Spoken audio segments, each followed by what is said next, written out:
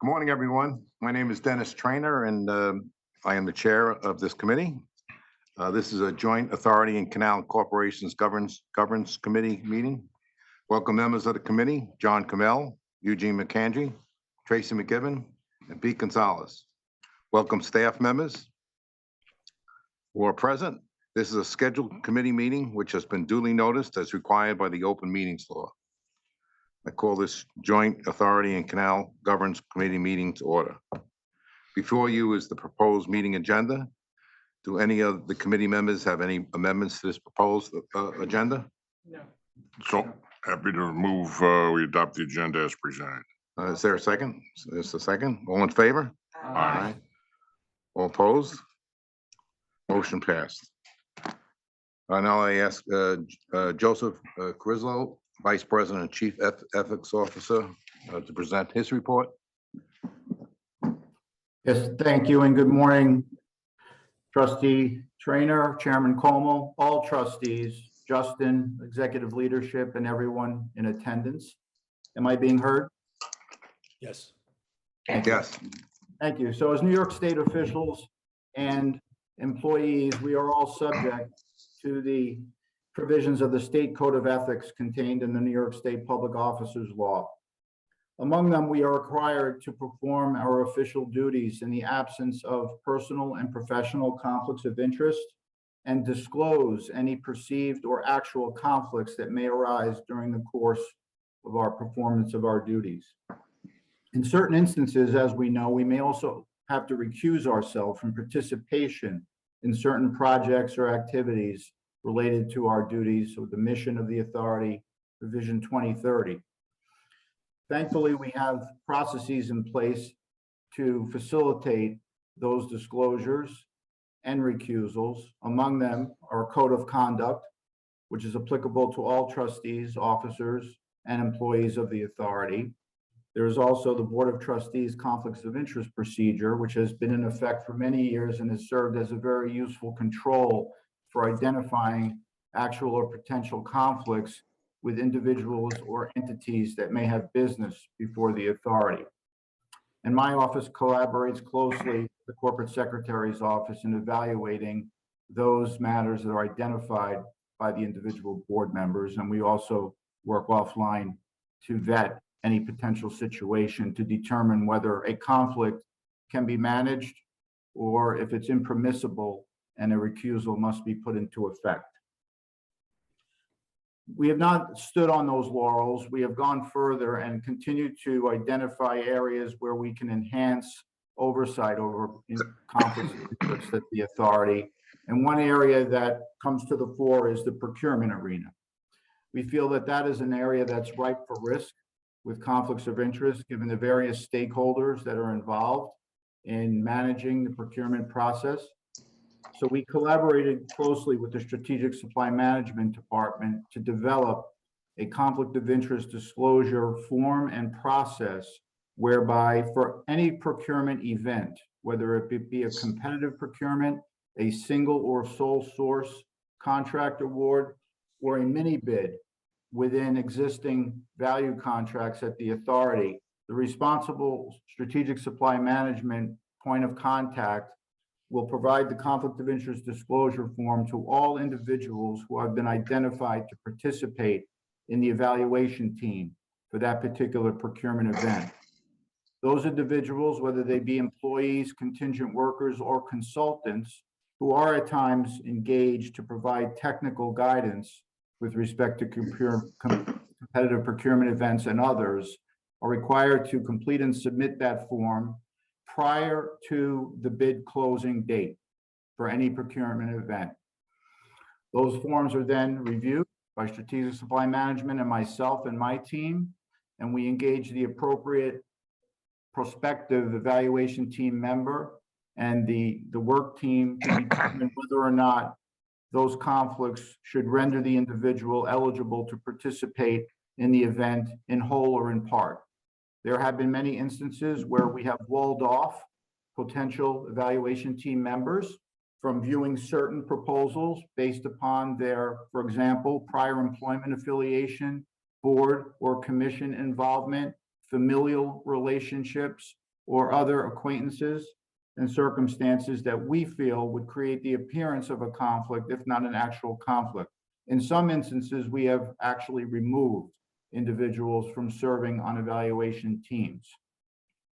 It's important to note that the New York State Joint Commission on Public Ethics and the predecessor ethics commissions have issued various advisory opinions over the years, opining on different scenarios involving procurement activities and others in state government, and have come up with a notion known as the reverse two-year bar, which essentially states that newly hired state employees are generally precluded from having any business relationship with their former private sector employer for the first 2 years of their state employment.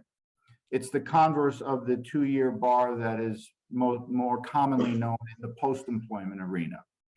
And in this instance, we take a very conservative approach and do not allow newly hired state employees, certainly for the first 2 years of their employment with us, and even beyond in some instances, have any visibility into proposals or bids submitted by their former private sector employers. This control has served us well. We believe it is a key component of the ethics and compliance program, and we're continuing to look for opportunities to strengthen oversight of conflicts of interest. It's a very common term. It may be understood by most, but it can also be misconstrued. And actual conflicts are more readily addressable because they're tangible, and we can usually put a control in place to address it and in a transparent manner. It's the actual or the perceived conflict that creates that little stir in one's stomach where someone knows something may be awry, but may not be certain or may not know exactly how to address it. The main message here is, when in doubt, reach out. Do contact myself, my office, John Canalian, Strategic Supply Management. We collaborate regularly, if not daily, on these scenarios and others. And we appreciate the opportunity to enhance NYPA's reputation and keep everyone out of hot water, not only with the Joint Commission on Public Ethics, the State Inspector General, or anyone else who may be looking for an opportunity to question our activities. I'll pause there, and I'll be happy to take any questions or comments. Joseph Tracy McKibben, I have a question. I assume because of your change in policy that I see an uptick in the numbers between 20 and 21 under the conflicts of interest. Would that explain why there's such a dramatic, I mean, if you look at 13 and 20 and then went up to 43, was it because of that change in policy and therefore you had more people that understood they fell within these prohibited activities? Does that explain the uptick? Yes, in large part, Trustee McKibben, that is correct. The conflict of interest disclosure form I just described was created in 2020 and was implemented shortly thereafter. We've enhanced the guidelines, and there is more vigilance, especially in the procurement arena as it relates to conflicts. Okay.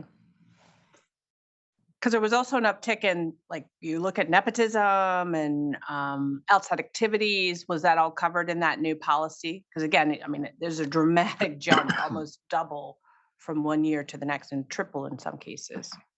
We've enhanced our ethics Was that also training. covered under the policy? Not in this policy per se, but generally under our ethics and compliance program, yes. We are always looking for ways to increase awareness throughout the enterprise of the requirements of the public officers law. We did not pause during COVID whatsoever. We continued to provide the mandatory JCOPE ethics training virtually via Teams and without interruption, and continue to enhance our disclosure forms for outside activities. For example, we have many employees, officers who are ambitious and talented in many areas and who seek approval to engage in uncompensated and in some instances compensated outside activities and employment. So we vet those for conflicts of interest, and where policymaking employees are involved, including the board and any director level or above positions, we are required to obtain the approval of the Joint Commission on Public Ethics as well. And we have never had one instance to date, and I've been doing this in this role for approximately 15 years, where J-COPE has failed to bless, if you will, an internal approval of a policymaker's outside activity or employment. Great, thank you. I mean, I'd like to think that, one, culturally, got an organization that's increasingly aware and is sensitive to the sensitivities. And as a practical matter, we've all got networks, and it's just in, our day-to-day interaction that we just all need to be that much more aware and in touch and in tune. And I hope that, the numbers, reflect less of potential for downside and exposure, but just more of a indication of a greater level of awareness and sensitivity on the part of the organization. All right, do any of the other committee members have any other questions? No. Okay, there's no update, no vote is required here. Next, we have the consent agenda, which consists of routine housekeeping items. Is now before the members for adoption. I ask for a motion to adopt the consent agenda. So moved. Second, all in favor? Aye. All opposed?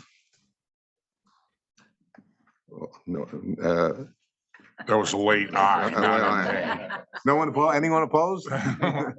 Okay, motion carries. Next, the next meeting of the Joint Governance Committee will be held on September 29th, 2022. I ask for a motion to close the meeting. So moved. Second. All in favor? Aye. All opposed? Motion carries. Thank you, everyone.